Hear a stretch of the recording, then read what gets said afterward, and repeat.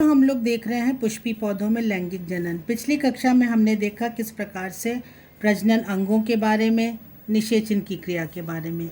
निषेचन के पश्चात हम देखते हैं कि पौधों में क्या परिवर्तन होते हैं। सबसे पहले इनमें भ्रूण का विकास है, भ्रूणपोष का विकास है। तत्पश्चात बीज व फल का निर्माण होता है।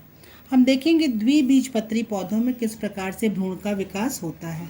सबसे पहले जायगोट दो भागों में विभाजित होकर सस्पेंसर और एम्ब्रियोनल सेल का निर्माण करती हैं। फिर ये विभाजित होकर के 4 सेल स्टेज या प्रो एम्ब्रियो में परिवर्तित होती हैं और लगातार विभाजन के द्वारा ये सबसे ऊपर की ओर होस्टेरिया, सस्पेंसर सेल, इसके निचली कोशिका हाइपोफाइसिस और एम्ब्रियोनल सेल लगातार विभाजित होती जाती हैं। और इस प्रकार हम देखते हैं कि ये कोशिकाओं का निरंतर विभाजन होता जाता है और अंत में 2 बीजपत्रों का निर्माण हो जाता है। यहाँ हम देखते हैं कि इसकी जो होस्टोरिया सेल है ये एंडोस्पर्म में धंसी रहती है और वहाँ से पोषक पदार्थों को ले करके भ्रूण का पोषण करती हैं। इसके पश्चात हम देखते हैं एक बीजपत्री भ्रूण के विकास के बारे में। ये भी उसी प्रकार से होता है जिसमें कि स्पोर जो है 2 कोशिकाओं में विभाजित होकर के बेसल और टर्मिनल या एम्ब्रियोनल सेल का निर्माण करता है। फिर से प्रो एम्ब्रियो बनता है और ये कोशिकाओं का समूह अंत में एक बीजपत्री भ्रूण में परिवर्तित हो जाता है।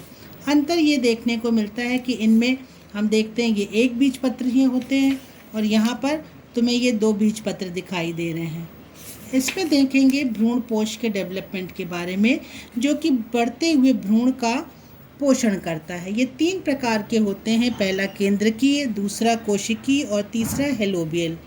तुम ये चित्र में देखोगे कि ये जो केंद्रकीय होते हैं इनमें लगातार केंद्रक का विभाजन होता जाता है जो परिधि पर व्यवस्थित हो जाते हैं और इनमें कोशिकाओं का विभाजन नहीं होता है।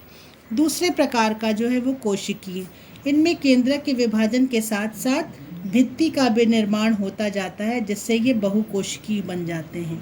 तीसरे प्रकार का हम देखते हैं हेलोबियल। इसमें पहला विभाजन ही असमान होता है, उसके बाद केंद्रक विभाजित होते जाते हैं और निरंतर ये भी परिधि की ओर व्यवस्थित होते हैं। ये तीनों प्रकार के भ्रूणपोष हमें आवृत्तबीजी पौधों में भी देखने को मिलते हैं। इन पे अक्सर शॉर्ट नोट्स पूछा जाता है। फिर कल हम देखेंगे बच्चों आवृत्तबीजी पौधों के जीवन चक्र के बारे में।